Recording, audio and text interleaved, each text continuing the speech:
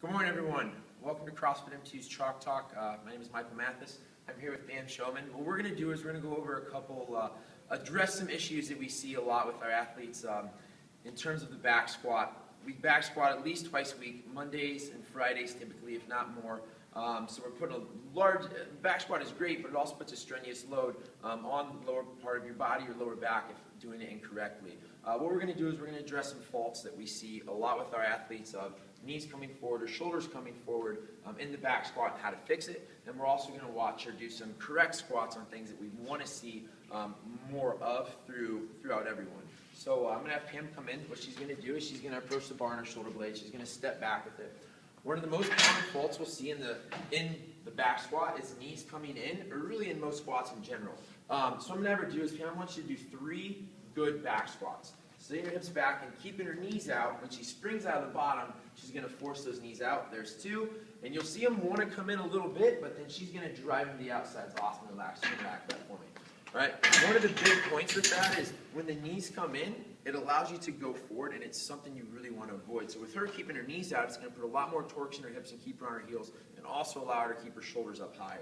What I'm going to have to do now is I want you to come into the bar and safely do, we're going to go back here, safely do 2 back squats, letting your knees shake in just a little bit, and then fix it. So here's what we mean by a faulty squat, by letting her knees come in. This is what we do not want to see and what should not happen.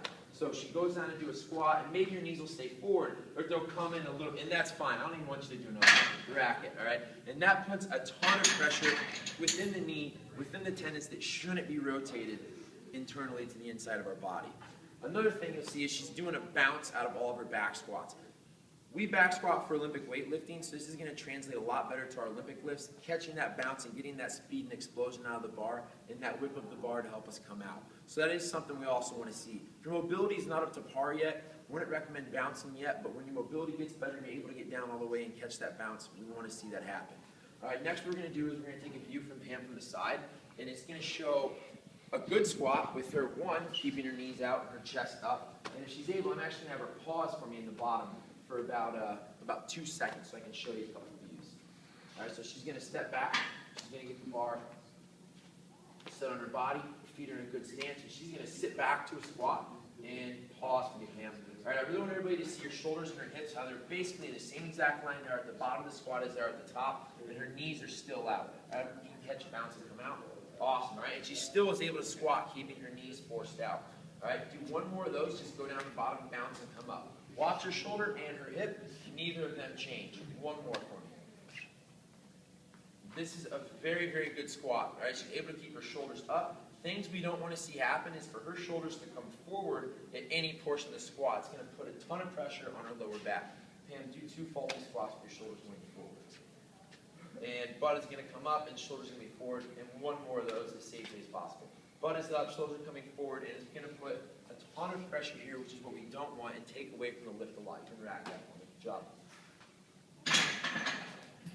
Excellent. So how we can fix some of those issues, if you have, great job by the way, thank you. If you have faulty knees tracking in, or the lower back position when you go down and you come up in this direction, a couple ways you're going to fix this is mostly with mobility.